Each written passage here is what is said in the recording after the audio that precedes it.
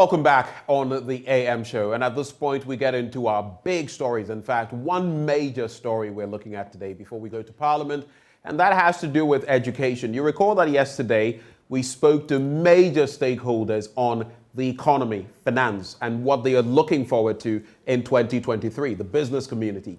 Today, we take a look at education, how far we've come, how far we have to go. It's interesting because just yesterday, someone who worked under Ignatius Kutu Echampong was talking to me about precisely this subject, education, and that we are not making enough progress as a country because we're not getting it right with education. Well, joining us for that discussion today, we have Thomas Musa, General Secretary of NAT. We also have Dr. Peter Pate Anti, Executive Director, Institute for Education Studies.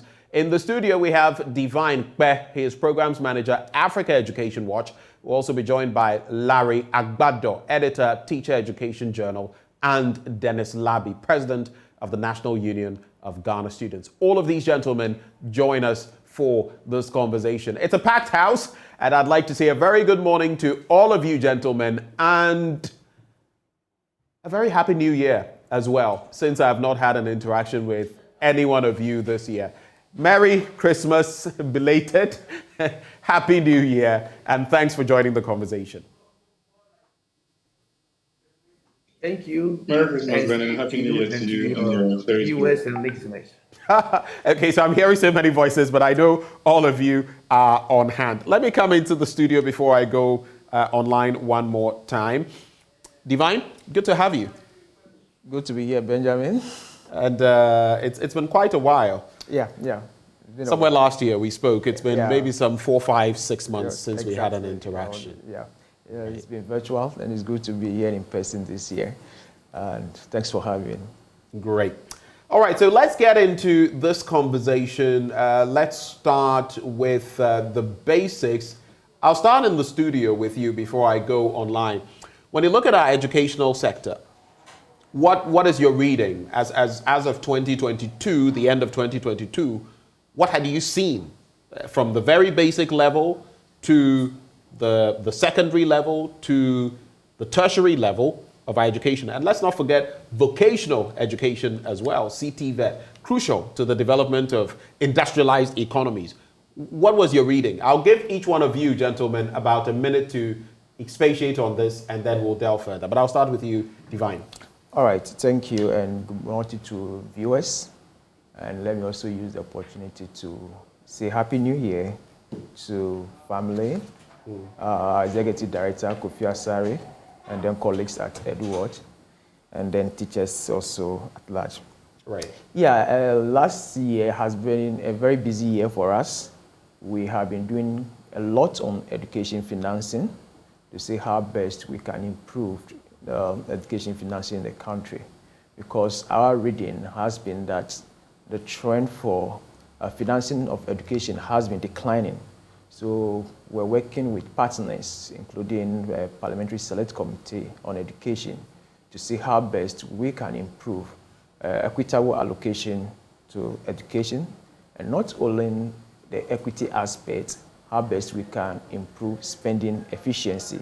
So last year we recorded a decline in education expenditure, and sadly this year too we have recorded the same thing.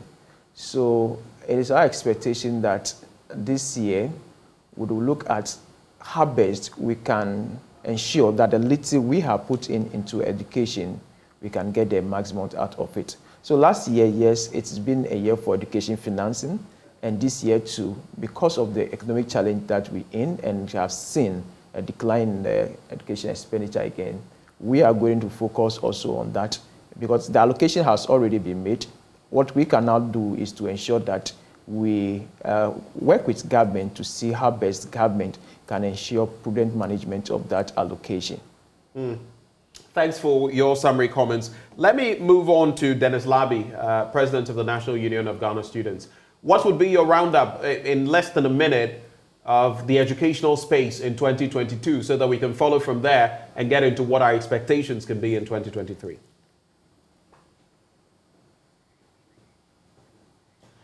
Mr. Labi, if you can hear me, and please unmute. I'd like to find out from you, what would be your summary of how we fared, educationally speaking, in 2022 at all levels, and what we'll leave for later what our expectations will be in 2023. But how do you feel on the educational sector we fared in 2022? Thank you very much, and good morning to you, and Happy New Year to every one of you too. I think that on the educational front, it was quite a turbulent year, if you ask me. My summary is that it was a turbulent year. It was a year of a lot of issues and challenges for us, especially from a student perspective. You can't deny the fact that we had a very rough year, especially towards the ending of the year, where there was so much of agitations from the unions and the students' movement too. So in summary, I would call it a turbulent year. In summary, you would call it a turbulent year. Let me bring in Thomas Musa as well. Mr. Musa, if you can hear me, what would be your roundup, your appreciation of 2022 in terms of education? A difficult one. From the KG level, primary, JHS, up to the SHS level, it was quite a difficult one. Soon we will speak to the figures and the issues. But to sum up the whole thing, it was a difficult year for all the levels, the KG, primary, JHS, up to the SHS. Right, and we'll get into some of those details as we move along. Let me also bring in Larry Agbado, editor with the Teacher Educational Journal. For you, what is your appreciation of the year just passed in terms of education? How did we fare? All right, thank you very much, Ben. I think generally 2022 was a tough one, especially when it comes to teacher education, with specific mention of our colleges of education. We had back-to-back strikes from CETA, that's the Colleges of Education Teachers Association of Ghana. We had from CENSA, that is the Colleges of Education Non-Teaching Staff Association of Ghana. And it really affected the academic calendar for the colleges in the year 2022. As we said, we'll be looking at the way forward in this year, but we expect government to be proactive going forward in 2023. Okay. Let's now look at some of our other guests. Do we have Dr. Anti with us? Dr. Anti? Yeah. Your roundup, please. Yeah, for me, it was a mixed bag. We had challenging issues. We were able to chop some successes. And I think that the challenges outweigh the successes, especially if you have followed the education strategic plan. Last year was the 5th year of its coming into being. And if you assess the various reforms that have been undertaken under the sector, you will see that some of them we are doing well, others too we are not doing so much well. So for me, last year was a mixed bag of both challenges and good opportunities. And I believe that as we go ahead, we will see how we'll be able to put much emphasis on the good things, and then also see how we'll be able to address the challenges. Thank you. All right, so I think I've cleared the entire field, addressed each one of you. Is there any of you that I have not addressed on the subject? All right, thank you very much. I just heard my producer whisper something naughty in the background. Anyway, so now that we've cleared that hurdle, let's get to some specifics. Mr. Musa, you started talking about from the primary level moving forward and what we missed out on. I would like you to expand on that, especially when it comes to basic education, the exams that we had planned for class 4, among others. What is wrong with our basic education as it stands now? What are the problematic areas from syllabi, curricula, to the bits about teaching? What are the problems, major problems? So thank you very much. You see, when it comes to the issue of education, and particularly teaching and learning, the employer has three main duties or three main obligations. The first one is to employ a competent staff. Number two is for the employer to provide the tools, the equipment, and all the needed resources that that competent staff will deploy, employ, and put in place to ensure that the required output is achieved. Then the last aspect or duty of the employer is to provide supervision to get these three things done. Now, these things, having said this, the employee, on the other hand, will have to bring about what we call the HR output, talking about his competence, talking about the issue of his motivation, morale, performance, attitude, and all those things to bear on the delivery of the output.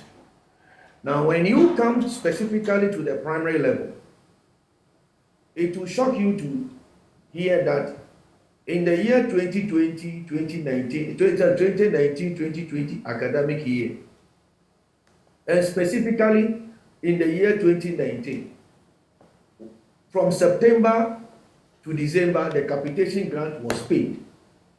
And when you when you entered into the year 2022, January to March also was paid. And so in the year 2020, that was the last time the capitation grant was paid, up to March 2020. The remaining months, nothing was paid.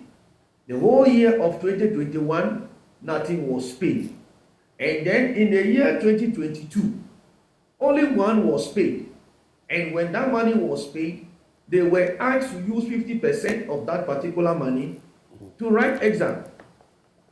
The question is this: if you employ a competent staff, and that competent staff is not provided with all the needed tools, equipment, and material to deliver, what else do we expect? Don't let us forget that the World Bank's country report, that on the Human Index report in 2018, made it clear that if care is not taken, 56% of our human capital will go waste, owing to quality of education that is provided for our people. Look, we have gotten to a stage where, regardless of what we do, if we do not put in the required resources at all the levels, particularly at the KG levels. Look, my brother, consistently, if you go to look at our KG level, it will shock you about the happenings in the teaching and learning at that particular stage. And we are also told that in Ghana, if you look at the statistics, the number of children born every year is approximately 700,000. And so if we are in a country where approximately about 700,000 children are born every year, the question is, what kind of provisions are we making for them, so that by the time that they get to age 4, we can guarantee that we have enough KG classrooms and all that. Time will not permit me to go into the budget regarding what we started as far back as 2017. Having spoken about the issue of the primary, and let me come to the SHS aspect. Look, if you look at the SHS aspect carefully, in fact, government must be commended. As for the free SHS, we must all commend government for that bold initiative. Nobody can take that away from government. Since the implementation of the free SHS, we can all testify to the fact that at least we have 1.2 million of our children who are now in school, and they will not have been in school but for the free SHS. So that particular policy deserves commendation. But in as much as we are commending government for that bold initiative, we believe that the time is right for the policy to be reviewed.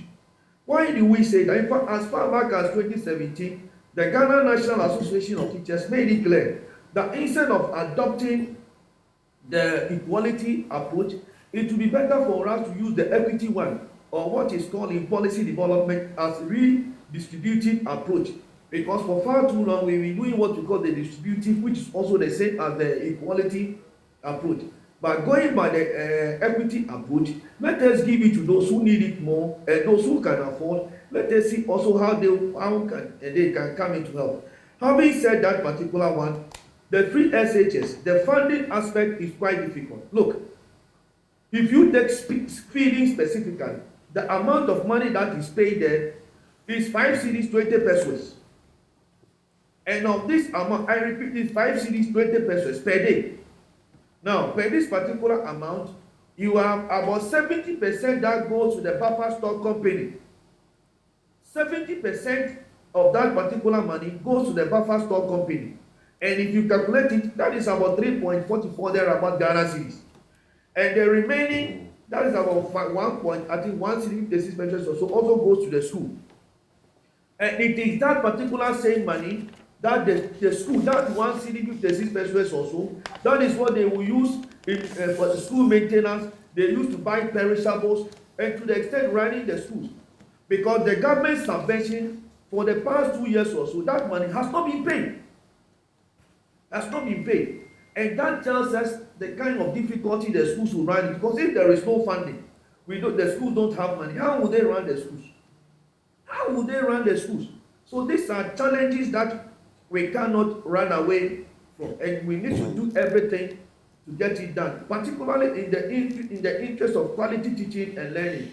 And like I have said, if we do not provide that kind of resources to help the schools, I tell you, we'll run into difficulty regardless of all our good intent and purpose that we might have. This is my plenary comment for now. I want to... not even permit me to go to the teacher training colleges.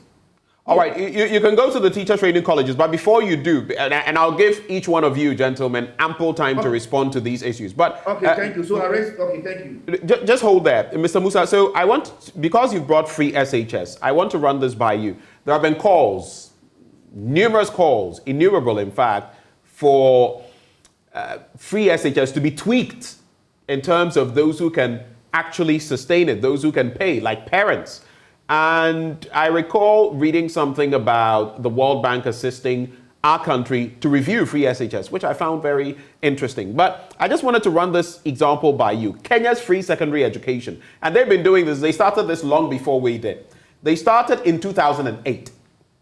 The program was free secondary education. And for day schools and boarding schools, there were different dynamics. For the day schools, parents were obliged to pay about 23% of the total. That is for day schools. And for boarding schools, parents had to pay all fees. All the fees. If you were in the system, you paid all the fees with a minute government subsidy. But for the day students, they were paying 23% of the total as parents. Do you feel it is high time we tweaked our own free SHS system, good as it is? I don't think there's anybody who says free education is wrong. When Nkrumah did it, we saluted him. We can't say otherwise in this administration. But the point is the implementation. What do you think about this? Look, as far back as 1951, the name of the schools are called local authority. Check, go and check. The names of the schools at the time were local authority. It means that the locals, that they have certain amount of input into it. They have certain amount of input into what goes into running of the schools. Because at the end of the day, their children will benefit out of it. So if at this particular point, we are saying that states should absorb every particular thing, when we know very well that we don't have unlimited resources, then certainly it stands to reason that we need to review our policy. Look, I have read about Kenya and other related African countries. The best approach is this. Adopt the policy that is good for you. You see, it is not, you cannot say that because somebody is doing this, doing that, you want to do the same thing. As far back as 1951, we have a policy or we have an arrangement which I would call the hybrid approach. Government is involved and the parents are involved and the school authorities are involved. That is why we have the school management system, the SMC. That is why we have the PTA. We have the old boys, we have the chiefs and all those people. They all contribute certain amount of resources to get it done. So if you go to those areas, number one, the chiefs will provide you land. The old boys will also provide you with, particularly those that are well placed. They do what you call homecoming to come and support the schools. These are all part of our governance system of our education. And we are saying that the current approach, where we are saying that government should absorb, do everything, I think that it will be quite difficult given our financial position. The time has come that we go back to our old ways. Our old ways simply meaning that the old boys are ready to help, the parents are ready to help. If I say the parents are ready to help, I am not talking about saying that everybody should pay. No. Let us adopt the equity system, which we call the redistributive policy. Let us go to it. Those who can help, let them help. I don't think, look, let me conclude on this particular one. Where I am coming from, and as Ghanaians, there is a saying that Obakufo newo, insonyo Obakufo neshe. I repeat, the account say that Obakufo newo, insonyo Obakufo neshe. So it starts to reason that the fact that an individual gives birth to somebody, it is not the responsibility of that particular individual alone to take care of it. The state is involved, the church is involved, the old boys are involved. We are all involved in bringing that person up. After all, if at the end of the day, that person becomes a doctor, it is not only the father and mother that benefits from it. That person who becomes a doctor, who becomes a teacher, who becomes a lawyer, the society benefits from it. The engineer will benefit society. And that is why it is a collective responsibility. And that is why if some of us are talking about we need to review it, one person will give birth, but it takes more than that particular individual to get that particular child get the best. So let us look at our system. After all, we've done it before since 1951. We have a lot of examples. We have a lot of good things that we have done since 1951. We can go back to some of these policies and let's just get our way clear and get out from the situation where we are now. So you are proposing, Sankofa, we should go back to our roots. Some have said that we've been tweaking or playing with our education system too much. No, 3 years, please, 3 years please, SHS, 4 years SHS, please, this and that. Let me clarify. We are talking here about funding. The issue now is about funding. Right. And the funding approach is what we are talking about, regardless of the system you put in place. Okay. If you don't give it funding, it will be cost 90. All right. The key thing here is about funding. And the funding is, look, let us bring in the PTA, let us bring in the old boys, let us bring in the SMC, let us open up the system. Let it not be said that, well, look, today, if you go to all the schools, the parents will tell you, free SHS. That is the rendition. All right. Let me just do this, because when I move on to other guests, I want them to address the entire spectrum from primary to tertiary and vocational. So I'll let you have that final take. You had wanted to talk about teacher training colleges as well. You can look at the tertiary system altogether. Of course, recently we heard about the licensure or licentiate exams and the failure rates and the reassessment and all of that. What is your take about the tertiary educational level in Ghana? Are we preparing students for the work market, or are we still doing rote learning? Yes, So please make that brief so I can move on to my other guests. Yeah, I have difficulty regarding the pass rate and all those things that were put out there. Yet we are interrogating it, and we are going to engage the very institution that put out that particular figure, because it looks like people are using it to justify other things that do not sit well, particularly with the teacher unions. But that is just by the way. Let me get back to the substantive issue. Look, regarding the issue of our brothers and sisters who are in the colleges of education, which is now a satellite campuses of the various, now a tertiary institution of the various satellites, the universities. Before the implementation of this particular policy, many things were taken into consideration. It was provided for in the budget. Discussions were done on it. Then suddenly, we just saw a letter on social media from the Ghana Education Tertiary Commission talking about the issue of the quota system. But they came back to deny that it is not the quota system, giving all kinds of reasons.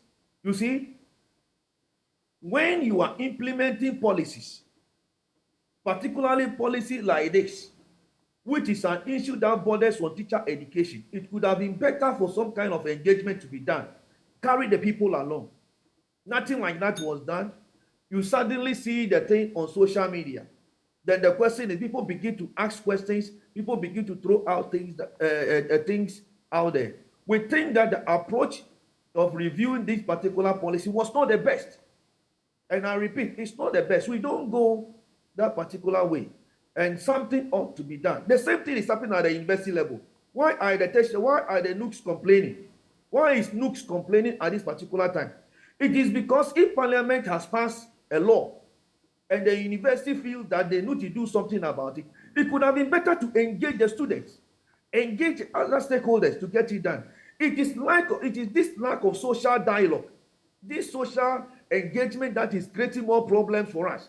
And we believe that the managers of our various institutions should learn from this. Right. That you cannot do things, take it up and believe that the people who are coming, working with you, will just take it hook, line, and sinker. It doesn't work that way. All right. Thank you for those thoughts that you've shared. Let me come to Dr. Anti now. Looking at the entire spectrum from primary to tertiary education and vocational education, what are the pros and cons? Where are we getting things right? Where are we getting things wrong? And in 2023, what would you like to see us address? What are the crucial areas to look at? Thank you very much.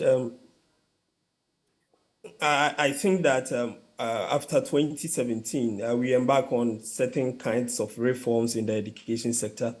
So at the basic level, we saw the review of the entire curriculum, and introduced the standard-based curriculum. We did the introduction of the Common Core program or curriculum. These are important dynamics that we have in the basic sector, because over the years, education changes, and therefore you need to review your documents, the documents you are using to train your students, to reflect the needs at that particular moment. So these are good things that we've done. We also saw, last year, we also saw the first batch of students who are now doing degree programs at the colleges of education leaving school. That was one of the teacher reforms that we embarked in 2018. And that is why I keep going to 2018, because we started a strategic plan which is supposed to end in 2030. And so far, we are doing almost 6 years now. So these are important reforms that we have taken. You look at the NTC, they have introduced the licensure that my senior brother Musa was talking about.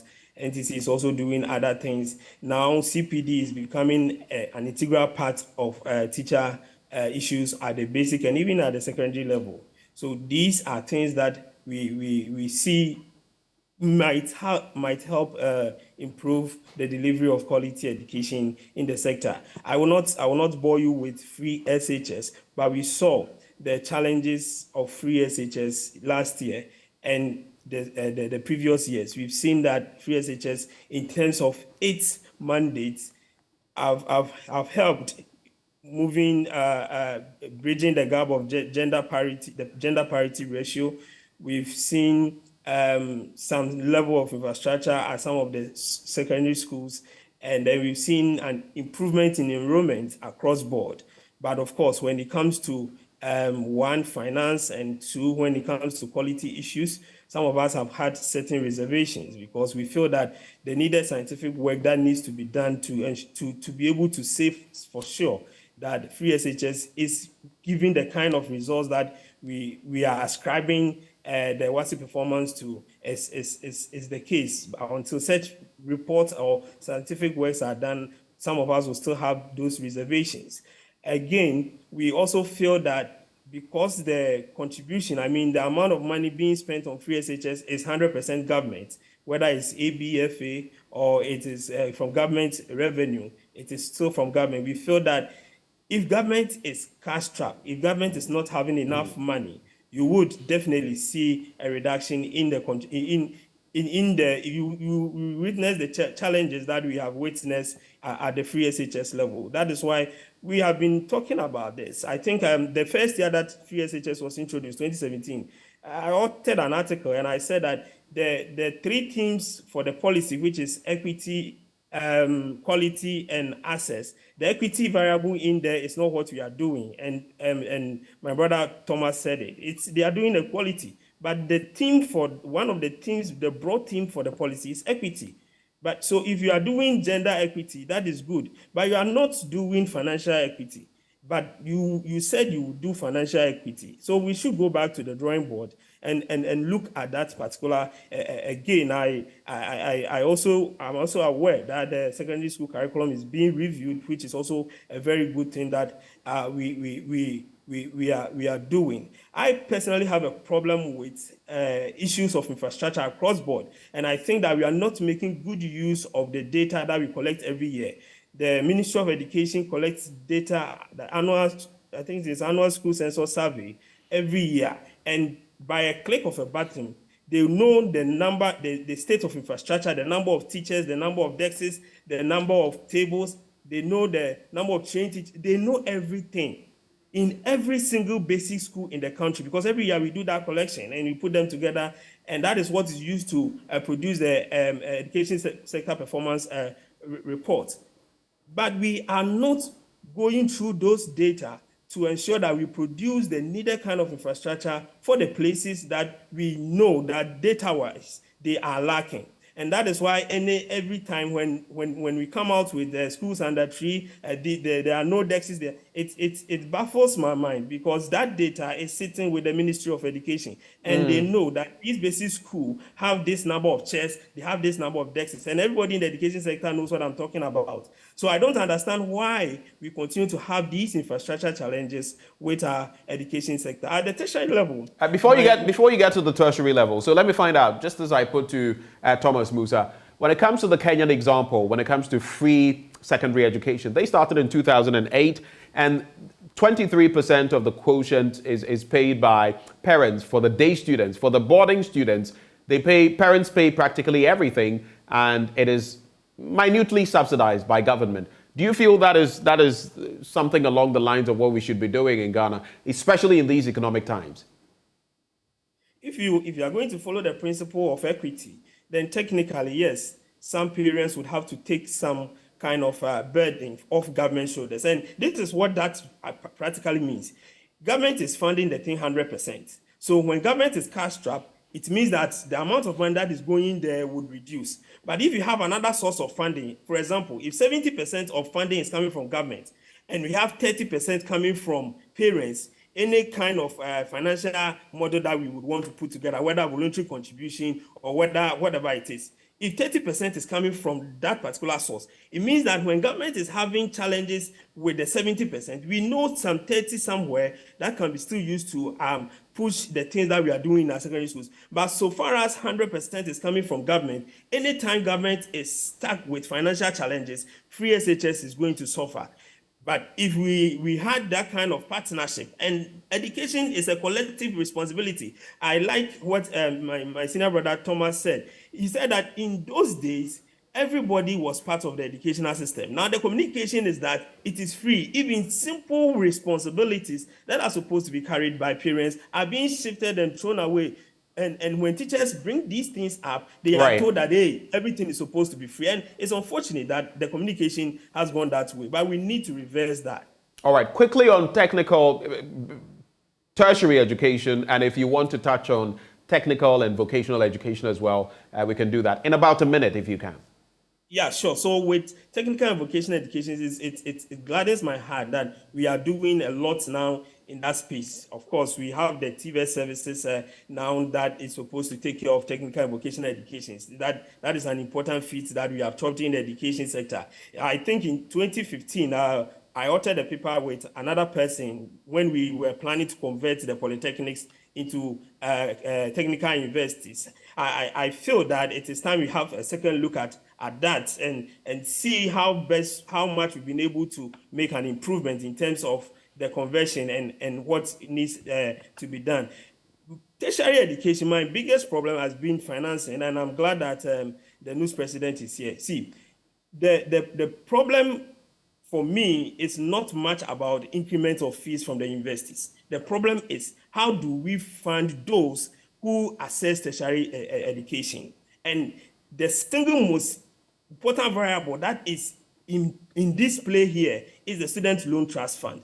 If we have a very potent and efficient student loan trust fund, this increment would hit students, of course, but then they will be cushioned by this, the student loan trust fund, the financial support that is coming from there. Over the years, the trust fund has not been living up to their mandate. You don't release funds to students in the mid or at the end of a semester. Nobody needs money at that time.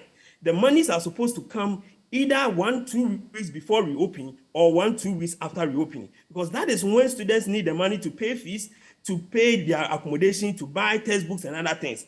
But that has been the operational style of the Student Loan Trust Fund. They release funds in mid-semester, at the end of the semester, and sometimes they even default in paying. So when we are looking at tertiary financing, I feel that the student union, in as much as they push for a very low fees, they should rather focus more on the mandate of the Student Loan Trust Fund, right, and make sure that at least at the beginning of the semester, every disbursement is made to students on that particular fund, and that will take a lot of burden from our dear students.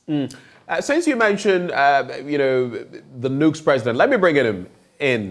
Dennis Labi is president of the National Union of Ghana Students. You've been following the conversation. What do you see when it comes to education in Ghana, but especially at the tertiary level and maybe vocational level? And you can also chip in the bit about the user fees of the various institutions at the tertiary level, approved by Parliament, and the entire storm that has raised. I've listened to you talk about those issues. The University of Ghana, for example, has come to talk about Parliament's approval and how they delayed this from the 2020-2021 academic year, 2021-2022 academic year, and now they're enforcing it. What are the gray areas, the problematic areas with these? Dennis? Thank you very much, Benjamin. I first of all want to talk about a bit on the basic education level before I zoom into the tertiary Go ahead. level. I think that from the beginning of the year, last year, the National Union of Ghana Students committed ourselves to a rigorous research into basic school infrastructure levels. And we came out to say that there is a huge deficit that exists, and the deficit is a deficit that can be cleared easily. Our position was that at the basic school level, there's some of the nuances or some of the issues that exist in infrastructure deficits. It's not something that will take the country so much in order to clear. We estimated a total of about $500 to $800 million over a period of 3 to 5 years in order to ensure that all schools under trees are eliminated. But unfortunately, because we are doing about 95% basic school enrollment average, it looks like there is low political commitment towards that. In our meeting with the president on 2 occasions, we have brought to his attention that it could be a legacy for himself and his administration. So we want to focus on the basic school infrastructure. Currently, we are doing a project in Upper East. We are building a school for some of the communities in Upper East, and the conditions under which young children, and I listened to Mr. Musa when he spoke about the basic school infrastructure conditions, and it is pathetic. If you look at some of the conditions, schools under trees, you would ask yourself, if indeed we are a middle income status, that we subject students to have classmates with goats, sheep, and what have you. It's something that we have spoken about. Though we believe that increment in capitation grant is good, we would have to focus on the infrastructure deficit that exists in that area. And on the issue of secondary, I won't speak much about that because I think that it is one area which is seeing so much improvement. I believe that if we give it time, it will get better. But on the bit of the Kenyan example, Kenya, as we speak now, is not doing free SHS. Kenya is doing subsidized SHS. From the student quarters, we believe that what is draining this country is not the 5 billion that we spend on free SHS. Mind you, the Auditor General's report indicates about 10 billion lost to wastages and loopholes. If that 10 billion, even half of it is made, is brought back, that alone could be a good cushioning for the free SHS. Dennis, quick point, quick point before you continue. I think the point you're making is moot. We all accept that. The only difference is that people are still questioning whether it's 2 billion, 1.2 billion, or 5 billion that we're pumping into free SHS. How can we streamline it in terms of equity and in terms of ensuring that those who can pay can actually pay? Because any gains made there will shore up our economy and could be diverted to other sectors, including infrastructure for schools. So the point is not about people lamenting that too much money is going into education. It's about streamlining it. I felt that point had to be clarified. Ben, the question we need to ask ourselves is that, first of all, is that the problem that we are facing? The problem is lack of funding. It's not that the funding that is coming, we have a problem with it. The lack of funding is a matter of government. It's a matter of finding money to fill in the void. Not to say that the little we are taking there should be used in a different way. We believe that more should be pumped there. And that is our simple presentation. On the issue of funding, we believe that it is not wrong to pump 5 billion into education if we are spending 10 billion on wastages.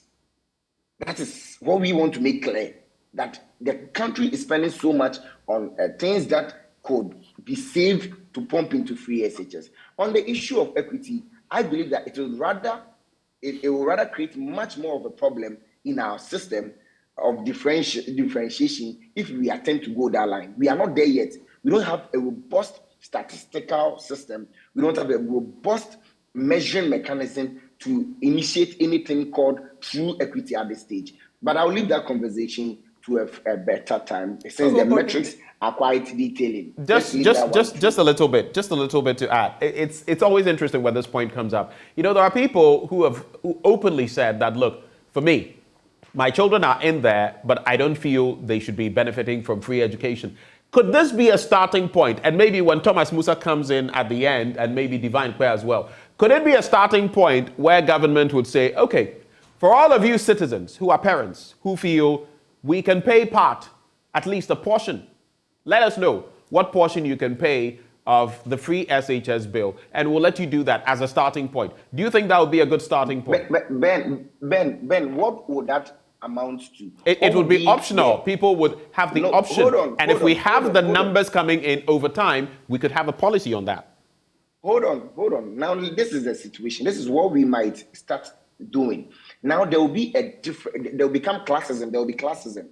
Now, there will be a different way of treating those whose parents are paying and those whose parents are not paying. That's what I'm saying. How would that come about? It's the same system. Definitely. We are just saying if you can afford to do it, bring what you can. Your widows might. Even when I was in secondary school, where teachers organized extra classes, we saw how teachers treated those who came and paid for their extra classes and those who did not come. So what I'm saying is that practically, it's a brilliant idea, but practically, this country is not ready for that. Let's not even go there. If we try, we will run this country into an apartheid system of a sort, where people who pay for free SHS or who pay for their secondary school are treated in a different way. And those of us whose parents cannot afford are also treated in a different way. So that's why I'm saying that this would have a full conversation. Let's put it down, because we might not be able to deal with it very circumspectively. But now to the issue of tertiary education and technical education. If there is anything that I would outwardly or openly commend this government with, is the technical education and how it has raised the standard. I think that on the African scale, we've committed so much, even more than any other country, when it comes to increase in expenditure on technical education. And it's something you give to the government. But now the issue of tertiary education, there are two main challenges. Quick. I'm sorry I keep interjecting, but sometimes you make very important points, and I want to take you up on those. You talk about technical education and the investments made in there. But in terms of the results, and that's what I always want to look at. Yes, we're pumping resources in there. Are we seeing the results from where you sit? Are you seeing the results? Because guess what? The technical space, that vocational space, is what makes any country to thrive, to industrialize. Are you seeing the impact of that? So first of all, Benjamin, there are two phases of the impact. There is a process impact and there is a resource impact. The process impact, I think that we are seeing it because you can clearly see an increase or a jump increase in enrollment and the entire appreciation of it. You can also see increase in the infrastructure development and quality. Now, the resource part of the outcome or the end resource is something that takes time to see. So if you take a typical economy like Germany, which is thrived on technical and vocational education and engineering, it took about 10 years to have resource. You start increasing your expenditure and your effort in technical education. You may have to be consistent for a period of about 10 years to get the right resource. So what we may have to tell this government is that, our government is that their consistency in investment, in effort, in technical education may have to continue for a period beyond 5 years in order to have impact on the economy and impact on livelihoods. That is something that I would also want to put across, that it is in phases when it comes to the impact that we can have out of technical education. So quickly on the tertiary bit. I know you're at the tertiary level and you have a lot, so I'll give you 2.5 minutes. Let's use that. Yeah. So on the tertiary level, I have a lot of issues, and we have been consistent at coming at government on some of the issues. One is infrastructure, and two is financing or funding. All still ties into funding. Let me first of all deal with the challenge of funding. The challenge of funding has two sides. One is what we are paying, and two is how we are paying it. What we are paying is influenced by what government is doing and the economic situation. One, on what government is doing, that is where we have a big issue with government. One, since 2017, when we enacted Act 947, that says that the finance minister can have the right to cap an institution like gov't and decide that though we pay 2.5% of the VAT to gov't to fund education in this country, they are not going to give the money to gov't. They're going to sit on some and give some to gov't. So you realize that there's been between 60 to 70% since over the last 3 years, and last year 81% released to gov't in allocation. The danger with that is that even that 60% that gov't accrues, let's say gov't accrues 1.8 billion, they will give gov't 1.2 billion. That 1.2 billion does not even go. Just about 800 will go. Not forgetting that about 600 million was already taken. Now you come to a year like this year, which is my worry, that this year the finance minister present to government or parliament that gov't will accrue 4.6 billion.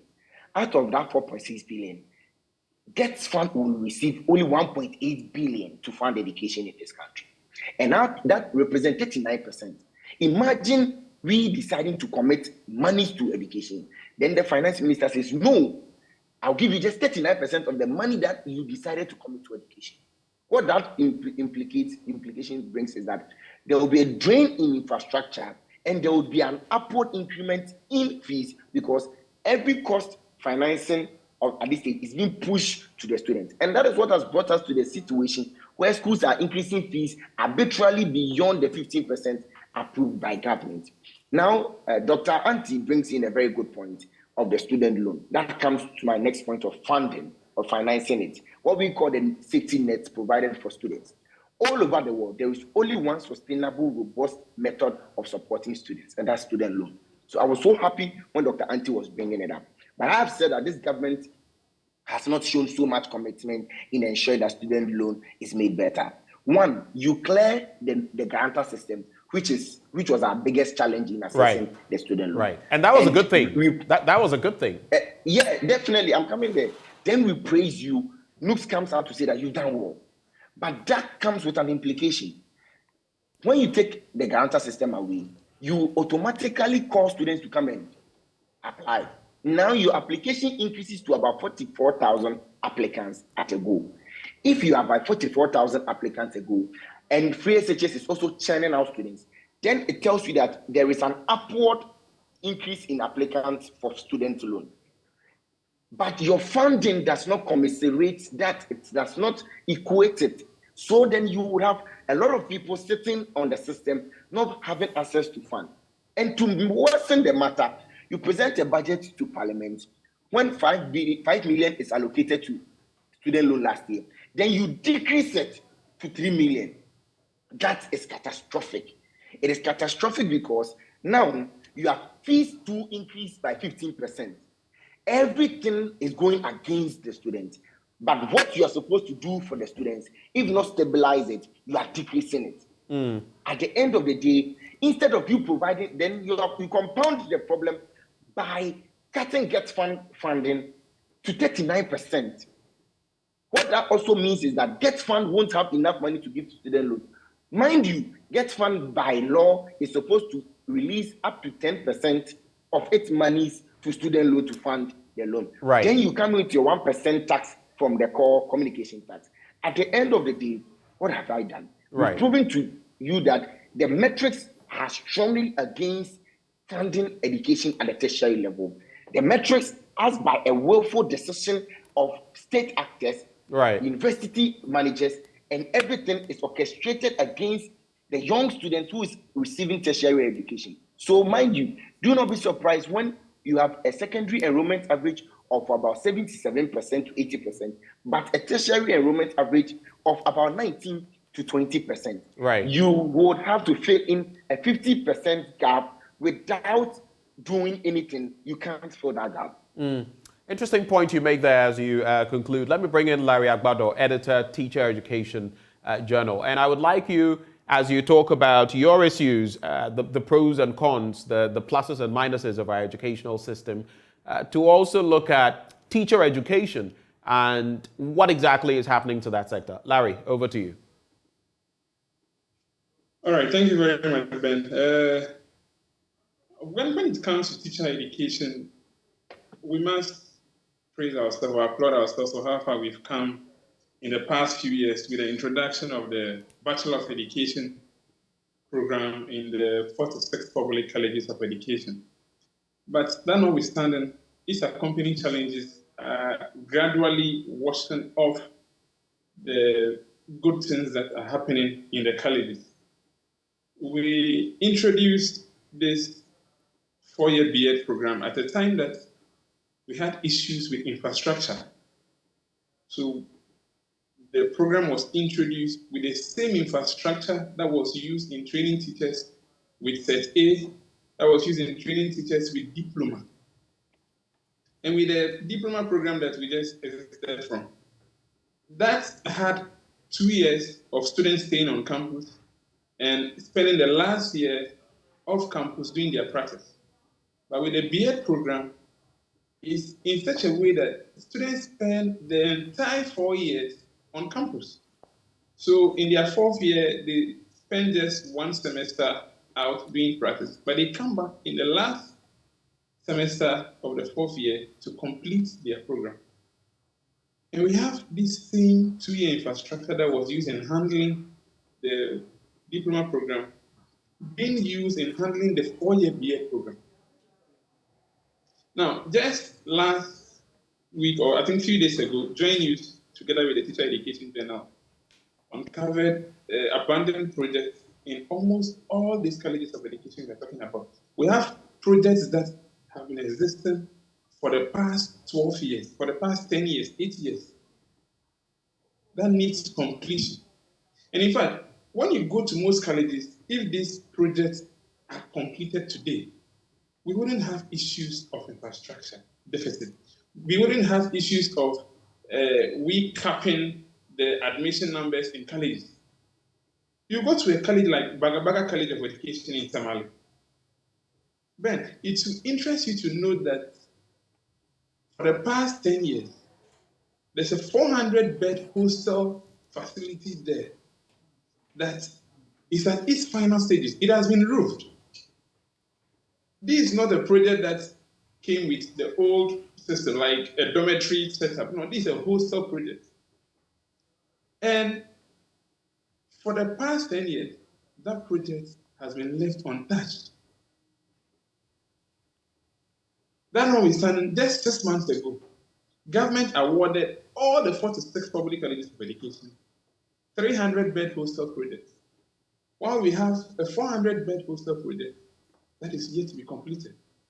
You go to a college like Wesley College of Education, their science lab has also reached its final stage. In fact, it has been painted roof. The only thing left is for the science equipment to be placed in the science lab, one-story building science lab. And for the past 8 years, that has also been left untouched. So you ask yourself, the teachers that are churned out from Wesley College of Education, what science practicals do they go through? So the issue of infrastructure in the colleges is really affecting almost every area of the college. Now, we have this issue of infrastructure. We have issue of feeding.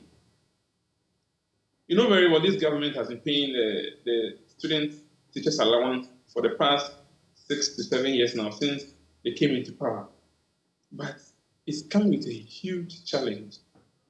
And that challenge is that you have part of the allowance being paid to the students and part also going to the college in running the colleges.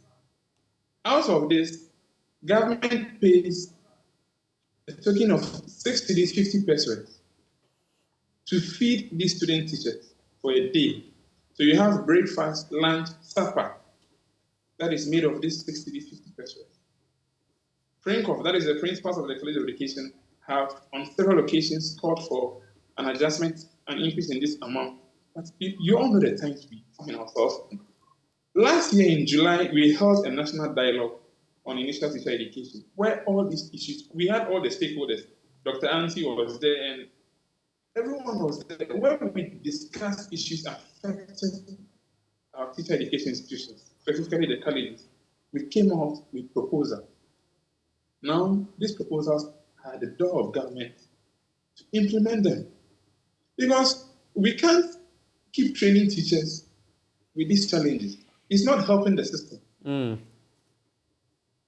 That aside, we now have the Colleges of Education Teachers Association of Ghana, their members, also demanding that, look, now that you have upgraded the colleges into tertiary institutions, we also demand a better conditions of service. They want to be at par with their colleagues who are in the traditional universities. That's a fair deal, right? Yes, that's a very fair view. That's a very fair view. Even, in fact, we have most of them running to the traditional universities. We have a whole lot of tutors from the colleges running to the traditional because they feel that over there, they will get better conditions of service. So most of the colleges you go to today, and there's a serious staff attrition. That aside also, another challenge that we're having in the college that is really affecting the introduction of the BEd program has to do with the infrastructure as we're coming back to the admission. Now, we have some colleges that when it comes to infrastructure, they don't have any issue. So a college like Kibi College of Education, government has actually done its best with that college. When you go, the infrastructure has improved tremendously. The hostel, the lecture blocks, there's so much improvement over there. But that college this year has been given an admission figure of 290. When that college can admit about 500 or 600.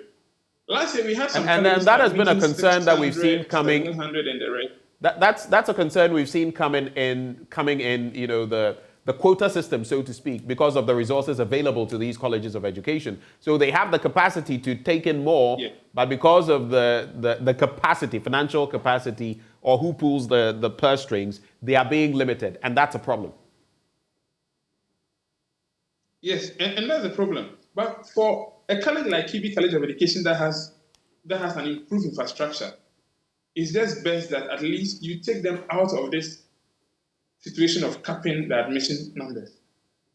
We have some colleges that have also done so well by using their IGF to improve on the infrastructure. So those colleges could have been left out. But the situation is affecting all the colleges. And you see, the colleges itself, they are struggling in raising IGF to run the college. Because what is coming to them, so when you go to any college right now, by next week, Monday, most of the colleges will open. When you go to any college right now, when you find the principal, you don't find the finance officer. When you find the finance officer, you don't find the principal. Because we have suppliers chasing them day in, day out to get their debts.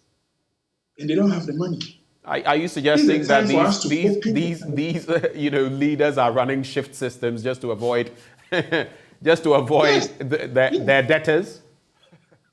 Yes, and this is the time to open up the colleges. This issue of the trainee teachers allowance is a hard issue to crack. When you mention it, the students are not happy. But currently, as we speak, the students themselves are beginning to see the reality. This is the time to probably suspend the allowance. If you say cancel, they come at you, attack you and all that. But this is the time for us to suspend the allowance, one. Then allow the colleges to admit more. We've made mention of student loan. So just to clarify, you say the student allowances should be not scrapped, but suspended for now.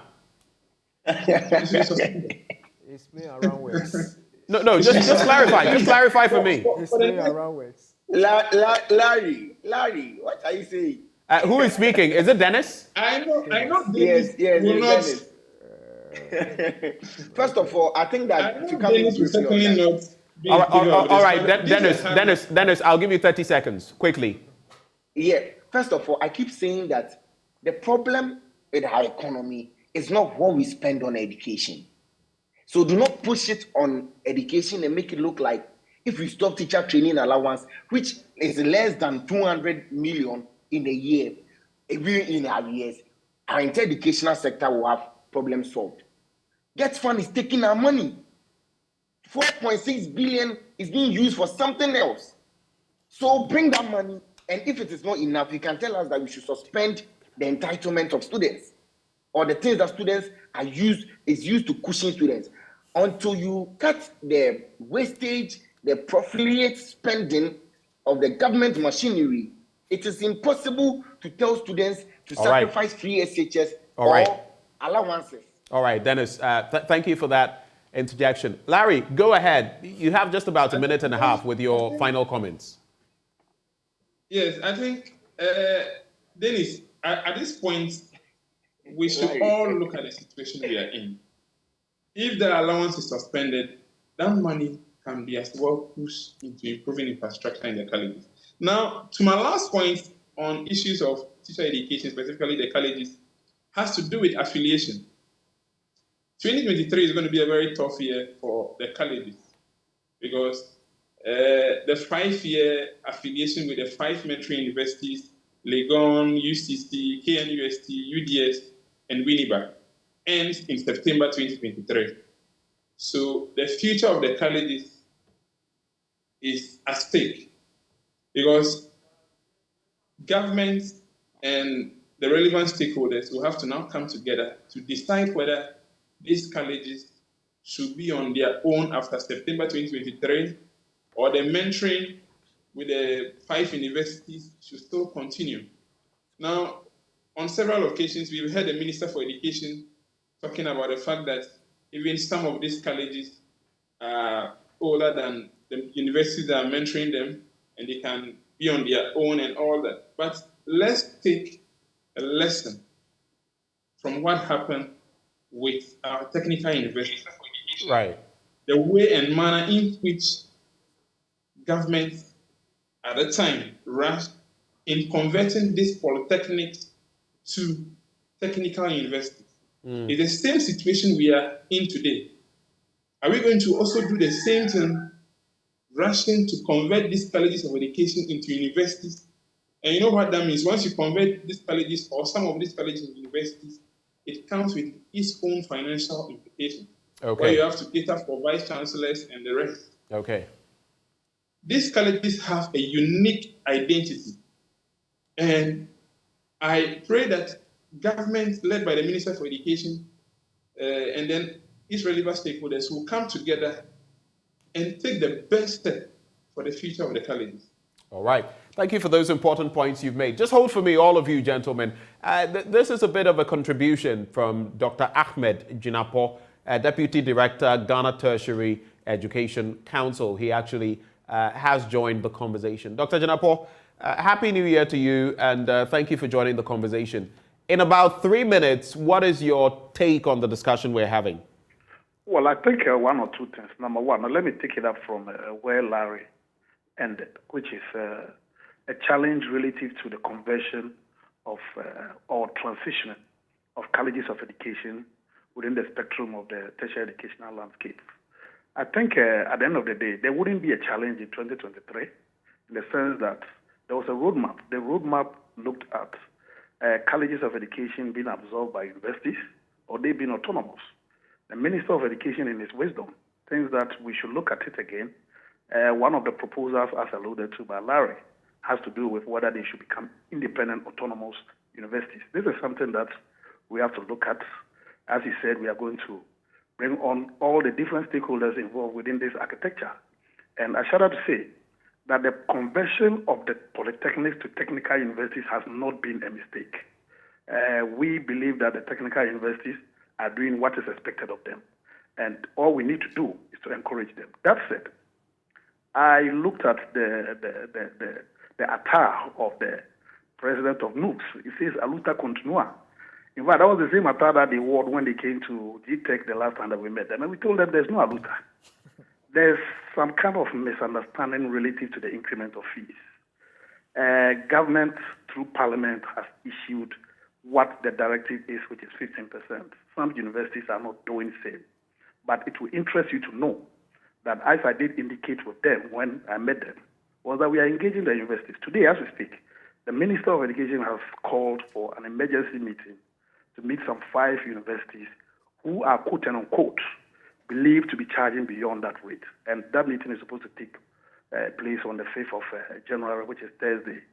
I'm reliably informed that... So which universities are going to be there? Is it the 5 traditional ones? Well, the five universities, Eugene, KUST, UMAT, UCC, UEW. But I can tell you on authority that even within that 5, some of them have reversed back to the 15%. But what I want to say is that last year was quite tumultuous for us within the tertiary educational landscape. This year, we want to start on a very clean sheet. We don't want disturbances within the university architecture. So we are calling on the students to be patient, to be calm, and to move on their business. If it is the case that some students have paid more than the 15%, I think that anomaly is going to be remedied. So we just want them to be rest assured that everything is being done to make sure that there's sanity, there's calm, and everything is in place. Nobody is going to be shortchanged. The Parliament of the Republic is the mandated body when it comes to the passage of laws. The law has been passed. All what we need to do is to make sure there's sanity. So this aluta continua, there's no aluta for it to continue. Before you take leave of us, since you took a shot at the technical university system, I would like to find out from you, has that setup lived up to expectation after these few years of their conversion? It is still evolving. Just hold for me. Let me tell you for a fact. I'm an alumni of University of Ghana. You and I know that University of Ghana, by what it was set up for and what it's supposed to do, cannot be said to have attained a status of perfection. We are in the process. I think you're missing the context of my question. I'm not asking for perfection. I'm not asking for. I am saying that in these last few years, about 2 years, correct me if I'm wrong, that we've had these. What has been the fruit? What has been the upgrade? What has been the contribution to our educational life and to basically maybe even our work life? That labor. That's what I'm trying to find out. It's not about. Has it been? I agree with you. Then my apologies for maybe misunderstanding you and not answering it as the question hopes to achieve. The fact of the matter is that the technical university for us should not be seen as a collective entity. There are 10 institutions, even though they are all technical universities, but they are assessed on each on individual basis. As part of our job, which is GTech, we do something called cyclical review. Just last year, we assessed about 4 of them. This year, we are going to assess another 3 of them. And as part of the benchmark for assessing them, which is very important, what is their contribution in terms of employability? And as part of our policy moving forward, we've made it clear that for you to gain reaccreditation for any program, you must demonstrate evidence of what employability. So we refused to lump Accra Technical University with that of Bolgatanga Technical University. Each of them must be assessed on individual basis. So if we want to say that to what extent has all the technical universities contributed to the developmental aspirations of this country, then I think we'll be mixing the point. We assess them just as we assess the University of Ghana. And that is what we are supposed to do. But what we are interested in most is that these are a unique group of people or a unique group of institutions who are supposed to contribute in a certain manner to what we want to be as a nation. But when there's a drift moving outside their mandate or their niche, then that becomes problematic. But we are very interested in supporting them. It is one of the most important bases for our development, and we believe that if they are given the right impetus, they'll be able to do what is expected of them. Thank you so much, Dr. Jinapor, Thank for you, having Ben, joined and the Happy New Year, sir. Same to you, sir. Dr. Ahmed Jinapor is Deputy Director, Ghana Tertiary Education Commission. All of those on Zoom have had a bite. Let me give Divine Kwe, who is with Africa Education Watch, Programs Director, is it? Senior Program Officer. Senior Programs Officer, to have his take, and then we'll have a final round for all of you briefly to share your top-up thoughts with us. Divine? Yeah, Ben, thank you. First of all... And I know because all your colleagues have spoken, you have quite a lot to say, but we'll try to summarize what we can. Of course. First of all, let me start by commending government for approving or allocating 2.1 million Ghana cedis to the Complementary Education Agency for the implementation of complementary basic education this year. This is important because this is the first time we have seen government going to finance CBE. The CBE program is actually targeting age 4 to age 14 children, age 8 to 14 children that are out of school, so that after 9 months of accelerated learning, they can transition to the formal education system. Right. So government has never sponsored that. It has always been the FCDO and then USAID and other sponsors. So it's good that this year we have seen government approving funds to have the CBE implemented. In fact, for the past 2 years, we haven't seen CBE implemented because there hasn't been any money. So that's good news. Now, let me come back to what we expect this year. When we are having a serious challenge in our education space when it comes to financing, you know already this year, the IMF, the 3-year IMF program will be starting. And we are already seeing the handwriting of what it will have, the implication it will have on education. So we are already seeing cuts in government expenditure to education. For the very first time in 20 years, we have seen the least allocation to education. That is, you see 3.09% of GDP allocated to education, and then you see 12.9% of government annual spending allocated to education. By international benchmark, we expect to spend at least 4 to 6% of our GDP on education. And if we are spending 3.09% this year, it tells you that we are even far below the least benchmark. And then also, still the international benchmark, we're supposed to spend 15 to 20% of our annual budget on education. And then the 12.9% tells you that we are still far below the expected international benchmark. Bear in mind that our president is the Global Partnership for Education champion for education financing, which means that he is to rally his other colleagues in Africa to increase resource allocation to education. But sadly, this is the year that we have seen for over 20 years, the least percentage allocation to education. Now, with the money allocated to education, it is expected that 62% will be going to pay salaries and compensation, and that compensation includes teacher trainees allowance.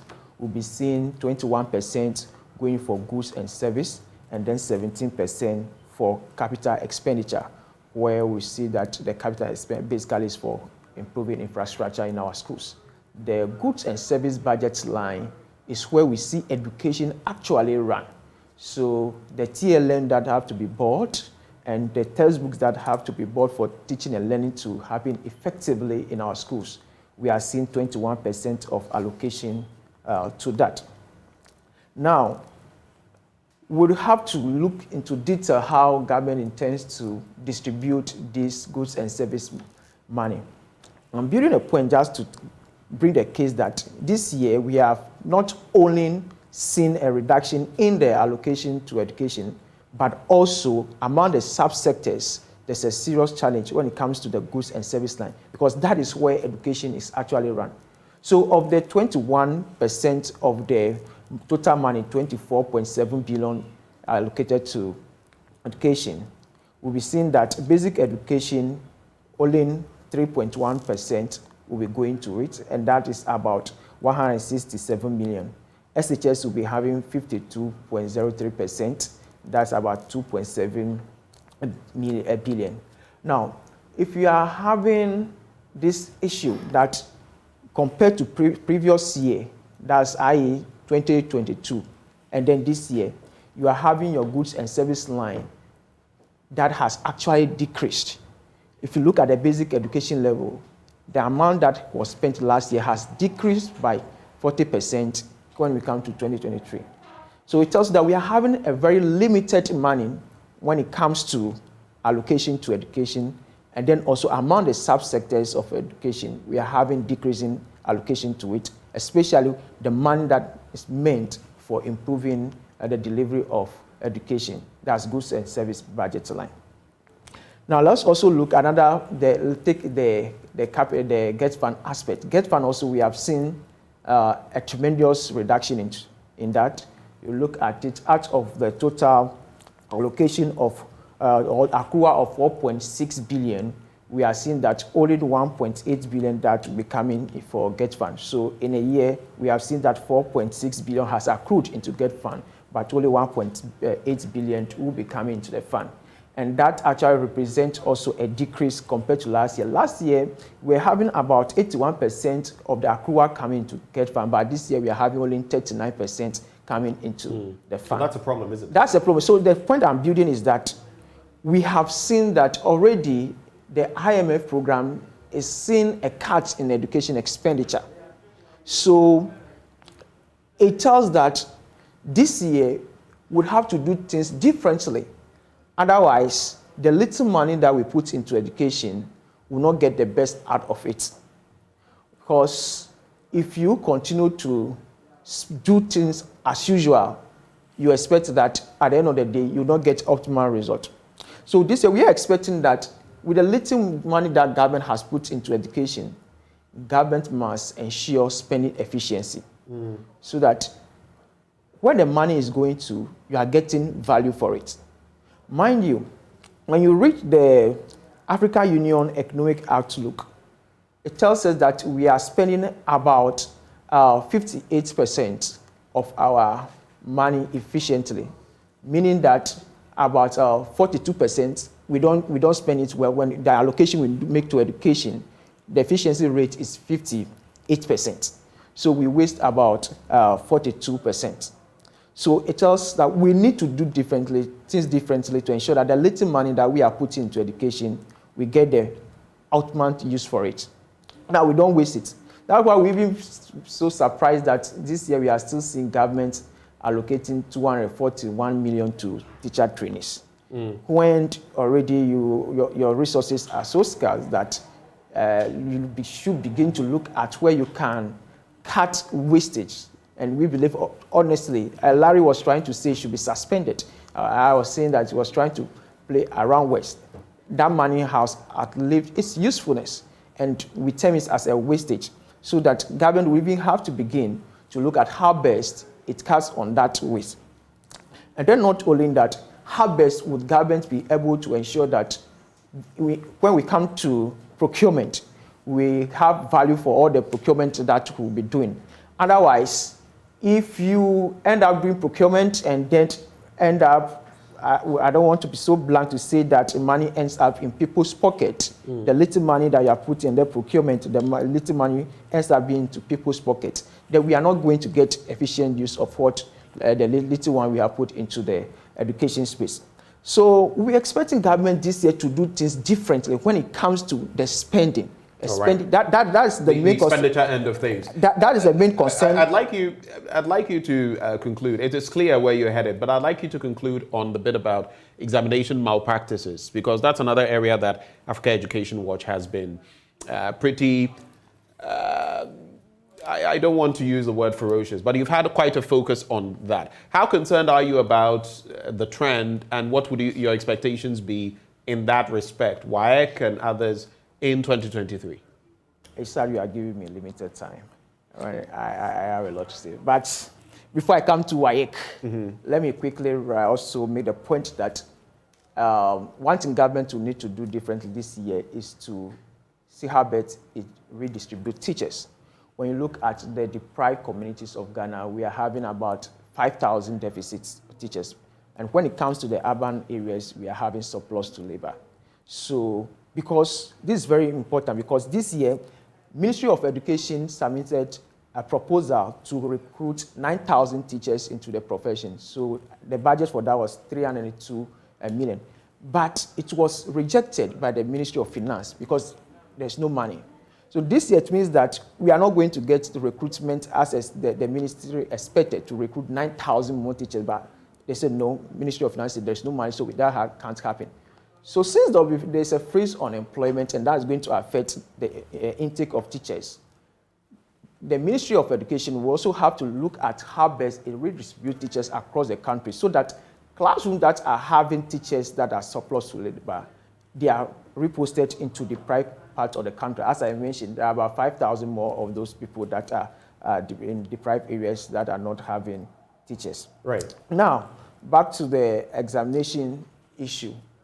We have done a lot of work when it comes to WAEC, or education assessment as a large, because we believe that for us to ensure that we get what the outcome of teaching and learning is, then we need to have credible data of when we are assessing the students.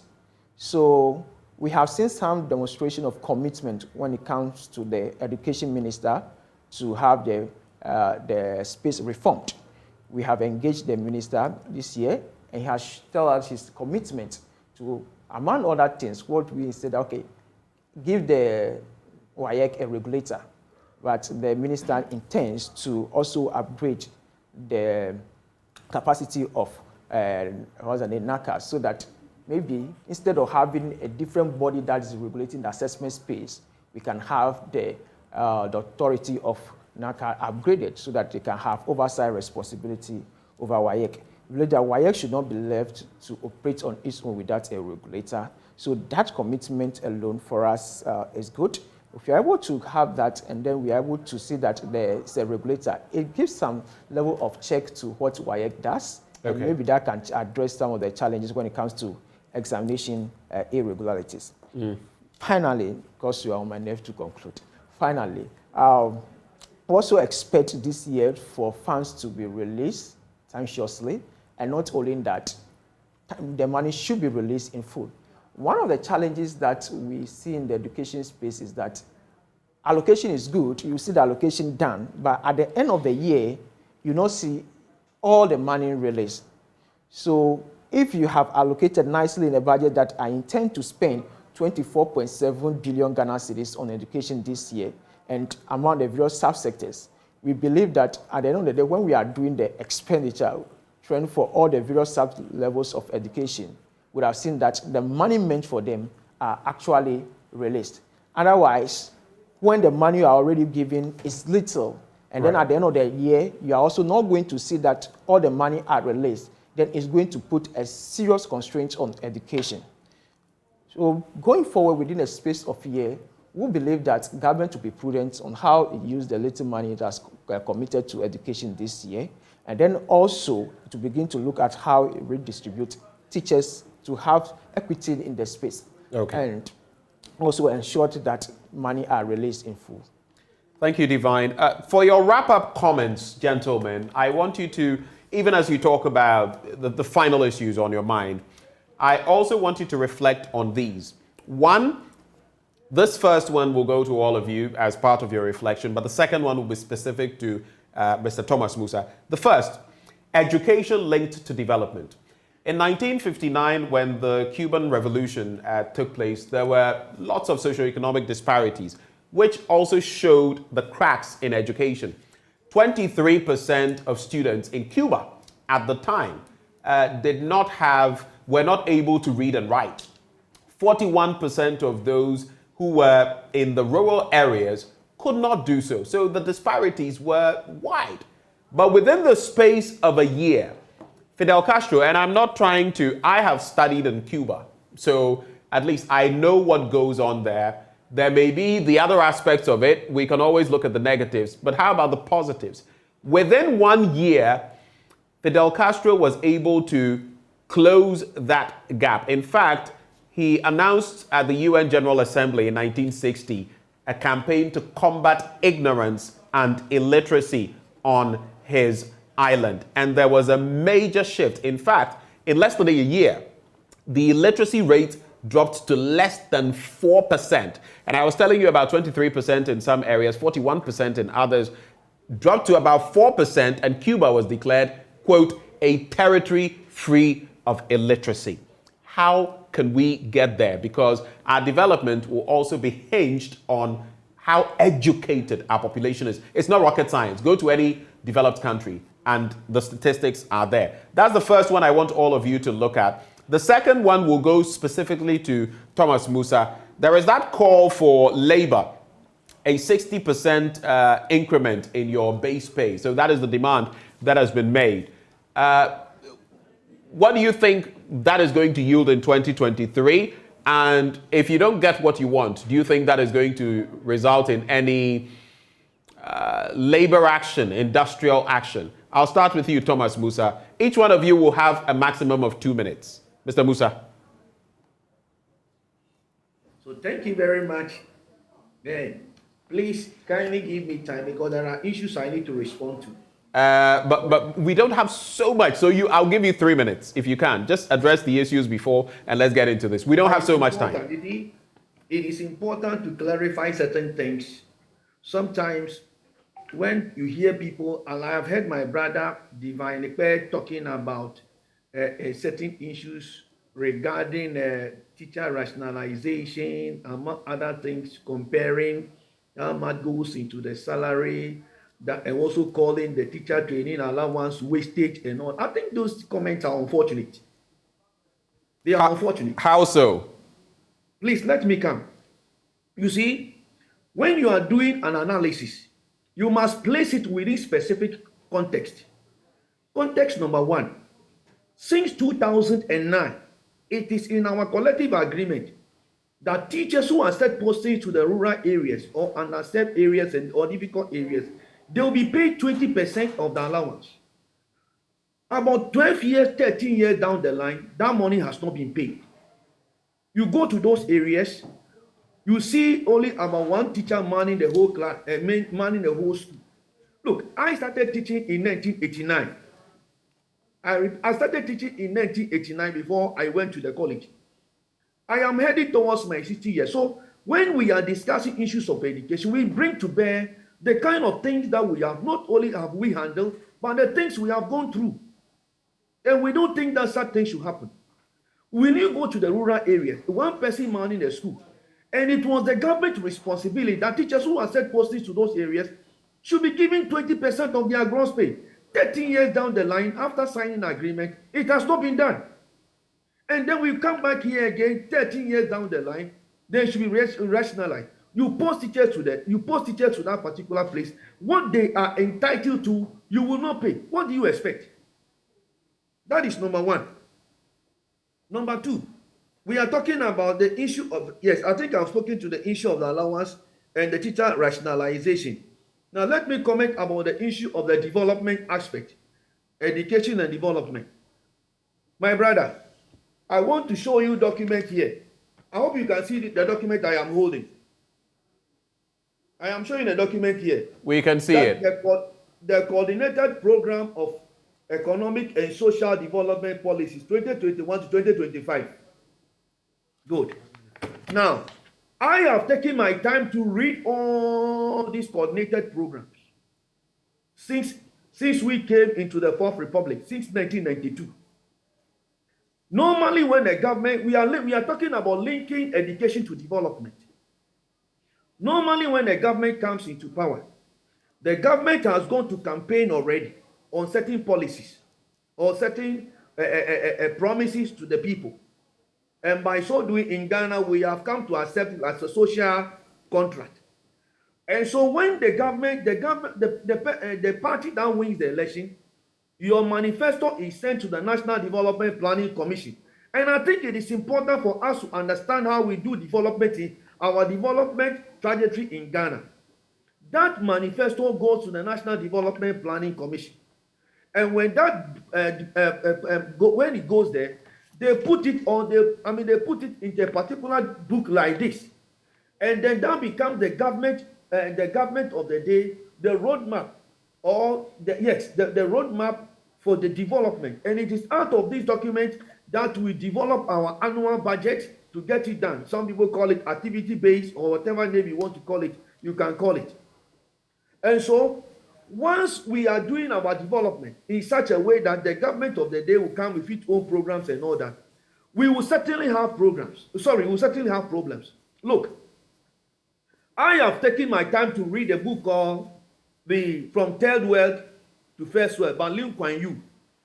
If you look at that particular book carefully, Lim Kuan Yew made a very sad commentary about Ghana, particularly when he met our former foreign minister, foreign minister, and he asked him, how is Ghana doing? And our former minister said Ghana is in a mess. And according to the book, From Third World to First World, which I will recommend for everybody to go and read and understand why we are here today. So the question is this: so long as we are going by the piecemeal approach, and I think my brother Larry enumerated them, project that has been abandoned and all those things are in this particular book, and what government must do. By the end of the day, we write one thing in a book, but we do a different thing altogether. All right, point made, Mr. Musa, on those ones. Can we get down to the specifics of the 60% demand from labor? You could wrap up on that. You see, I think next time you need to give us time to speak to some of, because it's very, very important when we are at least doing analysis on why we are here. Unfortunately, Mr. Musa, we don't have all the time. You will be allowed to do some, analysis, but you can't do all of it here. Okay, that's the issue. Let me mention these things. They are very, look, when I was the head teacher in the late 90s up to the early 2000s, we were doing what we call the school performance appraisal meeting. We were doing what we call the PTA and all that. And I'll be happy to come to the studio to explain how we can use this particular governance system to raise money to run education in Ghana successfully. Now let me come to the issue of the base pay. Please. The base pay, we started from 65%, and we are currently at 58%. And it is important that I take my time to explain. I want to believe that once you have asked this, we need to give me time to explain. You see, in the year 2010, when we started this whole of base pay, we started this single spine pay policy. In the year 2011, salaries were increased by 20%. In the year 2012, salaries went up by reduced by 18%. In the year 2013, salary was reduced to about 10%. Then in the year 2014, we were giving Sakura. There was no increase on the base pay, but rather we were giving a COLA of 10%. Then in the year 2015, we were giving 3% in addition to the COLA 10% that we were giving, consolidating it to become 13%. Since that particular time, organized labor, and for that particular matter, the Ghanaian worker has been suffering, and our salaries have been depreciating. Look, in the year 2015, we met. I remember quite clearly, there was a meeting where our government's attention was drawn to this. That when we started with the base pay, the base pay was ahead of the minimum wage of 10%. But as of today, we have lost all those kind of gains. And so in 2015, government attention was drawn that all attempts should be done to close that particular gap, and not only that, but the relativity ratio of the 1.7%, which was a promise that it will get to 3%, must be made to get to that particular point. All right, Mr. Musa. Mr. Musa, the point is made. I just wanted to find out. So, if this isn't done, is it going to lead to any strikes this year? We are currently at 58%. That is where we are. You've still not answered my question. If you don't get what you're looking for, will there be industrial actions? Well, when we get to the bridge, we will cross it. But I don't think that it will be in government interest to delay the process, because this thing should have been concluded as far back as April 2022, and it has not been done. If the delay continues, if the delay continues, what will you do? It will not be in the interest of anybody, because organized labor will certainly take a decision. And that decision will be what? Will you strike? And that, by when we get to the bridge, we will cross it. All right. Thank you very much for that. Divine, you have make it very quick reaction. I was going to come to you for your summary. So I don't know whether you want to wait for me to come to you and then you bring in your reaction, or you want to react now because it will be out of your time. Okay. All right. Dr. Anti, we have to limit the time, unfortunately. We have just about 7 minutes left. So, ladies and gentlemen, no lady here. Gentlemen, please bear with me. Dr. Anti, in a minute and a half, 2 minutes, your summary comments, your wrap-up comments. Peter Anti, are you with us? Yeah, I'm here. Thank you. Please go ahead. When you see an organized society, it's not by chance. An organized society is normally built through the educational system, because the educational system is well structured. And by developing a very potent curriculum, the citizenry is taken through that particular curriculum to reflect the aspirations and the values of that particular society. And that is how development is achieved in most of our societies. In Ghana, we do not see much of that. We don't see much of that because anytime we have very good documents, the implementation of these documents become problematic. And I'm referring to our various curriculum. You talk to the teacher unions, they will tell you that even the implementation of the standard-based curriculum has faced tremendous challenges, so as with the Common Core program. We wish that this year we do a reassessment and re-strategize the education front in terms of the various policies that we have implemented. So you look at all the reforms that we are doing. We feel that this year the ministry should take a pause, go back to 2017, 2018, look at all the things that they introduced, and then take stock for each one of them and see which ones are working and which ones are not working, and put in plans to ensure that the best is obtained from the policies that we have implemented. Okay. That will help us and give us a way forward as to how we proceed as a country. All right. Thank you for going straight to the point, Dr. Peter Anti. Just hold as we wrap the conversation. Dennis Labi, if you're there, your quick summary comments. I'm here. Right. Please go ahead. It's difficult to wrap up in 2 minutes, but I'll do that. Please try. First of all is the issue of the school fees. Last Friday, we met the Minister for Education and the Director for Tertiary Education, Dr. Yaya, and we've resolved to hold on with all sorts of actions that we had planned, with the conviction that they would come through with their promise of ensuring that these illegal fees are not charged. We want to appreciate the Minister and the Director for Tertiary Education and JTech, Dr. JoyNews and Professor Salifu, for the collective open door effort they've employed in managing these issues, because illegalities are illegalities. They must not be allowed to filter in any way. But the only reason why we are a bit worried at this point, but still hopeful, is that yesterday the University of Ghana issued a statement attempting to explain and justify the illegalities. Right, we've seen that statement. What's your problem with the statement? And the statement, I'm not sure I'm the one to even state the problem with the statement. It is laughable in its context. Now, one, a university tells us that in 2019 they were supposed to increase fees they failed to increase fees at that time. So they've carried forward the fees increment to now. Very soon, we'll hear some universities tell us that in 1972, they were supposed to increase fees. They did not. So I don't think the context is that they failed to increase it. They say they were supposed to do it, but owing to certain circumstances, COVID-19 came in. Then there was the bit about last year and the economic situation, and they did not. It's not that they failed to. That's what I'm saying, that another institution will tell us that they did not in 1972. But that notwithstanding, the law says that the fees adjustments shall be made on the 2021-2022 fees charged. The law is very straightforward. You can't circumvent the law by bringing in such justifications. The minister has said that if you have a problem and you have issues or justifications, go back to Parliament to vary the law there. It is the Parliament of Ghana that sets the law. University of Ghana has no right to set laws. And that is why they must comply stricto sensu with the provisions of Parliament. Right. But I will leave that to the minister whilst he meets them on Thursday, and with our hope that he would ensure that the right thing is done. But to use the last 30 seconds to summarize on funding of education, let me say this, that the funding education issue is the greatest barrier to accessing tertiary education. That is why we have said that this year, government should be willing, committed to uncap GET fund.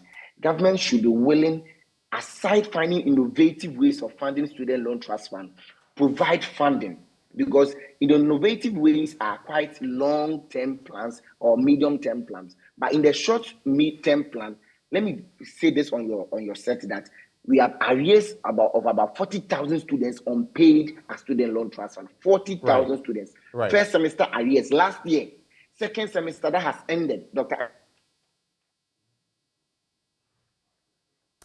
It appears we've had a problem with his feed. Larry, you've been following the conversation. Less than 2 minutes. What's your final take? Thank you very much, Ben. I think for me, the year looks great. 2022 looks great, but it's going to be a very tough year for us, taking into consideration that next year, 2024, we are going into our major elections, parliamentary and presidential elections. So this year obviously looks like the only active year left, because you know the politicians will be running around next year. Some few things that I am looking forward to this year in the education sector. One, I think my senior officer, my big brother mentioned it already, Mr. Musa, negotiations on the best pay. In fact, that is a very critical issue that needs to be handled within the shortest possible time. If not, we don't know what is going to happen to payment of salary to teachers going forward from next month.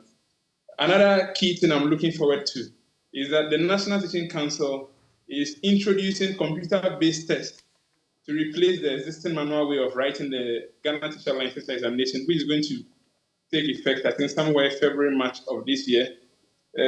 Also, the National Teaching Council is also leading the charge to introduce entrance exams for prospective students who want to gain admission into teacher education institutions.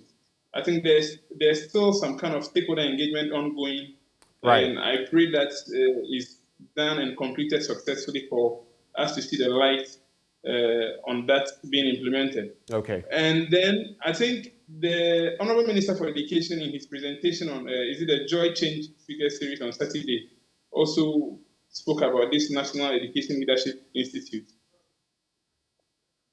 We hope that that also comes in to address the gap when it comes to leadership issues for our managers of educational institutions. But one critical thing that this will be your final bit, looking at the time. This will be your final bit. The whole of 2022, there was no recruitment of teachers into, but that couldn't happen. Now we are getting into this whole IMF stuff that we don't know the future of recruitment of teachers into schools. Whichever way government can adopt to recruit teachers into our schools. Right. Please, it's an appeal to the Honorable Minister. Okay. Point made. There's a lot of graduate teachers in the system who need to be posted to Point made, Larry. Point made. Thank you very much. Divine, Your colleagues have used 2 minutes, 30 seconds or less. You can summarize your thoughts. Your turn. All right, thank you, Ben. First one is to Mr. Musa, and when I was commenting on the allowance issue, it wasn't about allowance meant for teachers in deprived areas of the, or being posted into deprived areas of the country. No, I was specific about teacher trainings allowance. That's just what I want to clarify on what he submitted. Now, quickly, we want to again remind government of the negative implication that the 2023 education budget could have if we do not do things differently this year. One, because of the sharp decline in expenditure, we are likely to see that infrastructure gap would widen. We're also likely to see that once that happens, there's a decline in infrastructure. Access will also be a challenge, especially at the basic education level. Because 9,000 teachers more could not be recruited or would not be recruited this year, it tells that some classrooms will be lacking teachers. So government, what we employ government to do is to do things different. The little that government has put in should be able to manage that. And then also we should begin to look at how we invite parents' participation. Because from the onlook of things, you have realized that parents are willing to be part of the education financing. And we have seen it that even last year, some parents were still paying PTA at the basic education level, although it was not, right. So some parents were still doing that. It tells you that some parents are still willing to make some contribution to that. It is giving us an opportunity to formalize that. Maybe we need to begin to have a conversation to ensure that we formalize that so that parents willing to make contribution towards education. And also at the SHS level, parents that are willing should be able to make contribution towards it. Because looking at it, spending 70% of the goods and service budget line to free SHS just on feeding, that alone is not even sustainable, although government is doing it. So you disagree with the NUC's president on that point, that basically those who feel they can pay, we should allow them to do so? Yeah, we should invite the parents to be part of it. Right. Because like I said, it's not that government is doing it, or the question is at what is the opportunity cost? At what cost is government financing a free senior high school? It is at the cost of basic senior high school, basic education. If you look at it, any time the budget line for SHS increases, that of the basic education decreases. So it tells you this inverse relation. So that gives an idea that the opportunity cost for running free SHS is basic education. Okay. So we need to get to a point where we need not to sacrifice basic education to be able to sustain your free SHS program. So parents are willing to be part of the financing model, and not only the financing, the governance architecture as a whole. So let's see how best we invite them into the space this year, and given the challenge with the economic challenge we are in, once we are able to have parents also cushioning some of the costs, I'm sure we're able to address the issues that we have at hand. So we've been joined on this conversation today focusing on education by, at a point we had Dr. Ahmed Jinapor, Deputy Director, Ghana Tertiary Education Commission. But our main guests on the show, Thomas Musa, General Secretary of NAT. We also had Dennis Labi, President, National Union of Ghana Students. We had Dr. Larry Agbado, Editor, Teacher Education Journal, joined the conversation. Divine Kpe just spoke. He is Senior Programs Officer with Africa Education Watch. We also had from the Institute for Education Studies, Dr. Peter Patianti, Executive Director for that outfit, as well as Larry Agbado, Editor, Colleges of Education Journal. To all of you gentlemen, thank you so much for your time. Divine, thank you for your time. Thank you for coming. Thanks, Brain. Well, now we move on to the next conversation right after the break. It is my colleague, Kweku Asante, who is our parliamentary correspondent. He'll be interacting with the ranking member on Parliament's Education Committee, Peter Nochu Koto, also on education. That right after the break.